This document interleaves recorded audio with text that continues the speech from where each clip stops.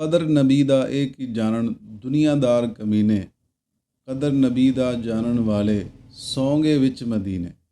ناظرین کرام، ویسے تو ہماری قوم کے بہت سارے افراد بے شرمی کا ہر ٹائٹل اپنے نام کرنے کی جستجو میں رہتے ہیں اور ایک دوسرے سے آگے بڑھنے کی کوشش کرتے ہیں، لیکن آج جس حوالے سے میں بات کر رہا ہوں اس سے تمام عاشقان رسول کے دل رنجیدہ ہیں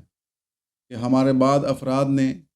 سرزمین حجاز، اس مقدس سرزمین پر بعض پاکستانی نوجوان لڑکوں اور لڑکیوں نے پاکستان کا کلچر دکھانے کے نام پر ناچ رنگ کی محفل میں شرکت کی، اور وہاں ڈھول کی تھاپ پر انہوں نے ناچ کر، گا کر اور طرح طرح کے لباس پہن کر وہاں پاکستانی کلچر کو دکھایا کہ یہ ہے ہمارا پاکستان کا کلچر، اور یہ بے شرمی کا ٹائٹل رہتا تھا جو پاکستان نے اپنے نام کرنا تھا، اور یہ ہم پاکستان کو بطور انعام یہ ٹائٹل دے رہے ہیں۔ یہ کیسی ان لوگوں کی بدبختی ہے کہ وہ سرزمین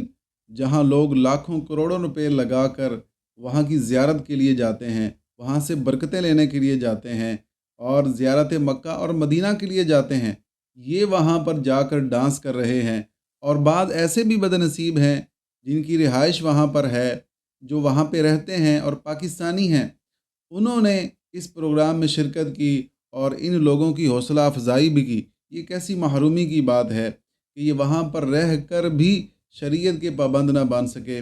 شریعت کا پابند بندہ ایسے نہیں بنتا، بندہ تب بنتا ہے جب ادب والوں کے پاس بیٹھتا ہو۔ اگر لوگ دین انجینئروں سے سیکھیں گے، ڈاکٹروں سے سیکھیں گے اور طرح طرح کے عجیب و غریب موٹیویشنل سپیکروں سے سیکھیں گے تو پھر اسی طرح کی بے ادبیاں رونما ہوں گی اور بے ادبیوں کا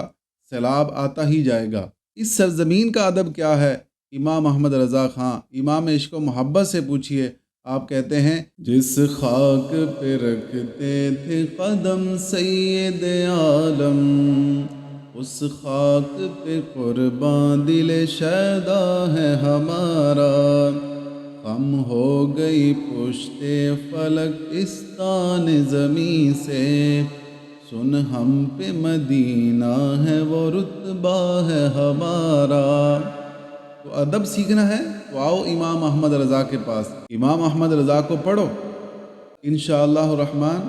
اللہ کے رسول کے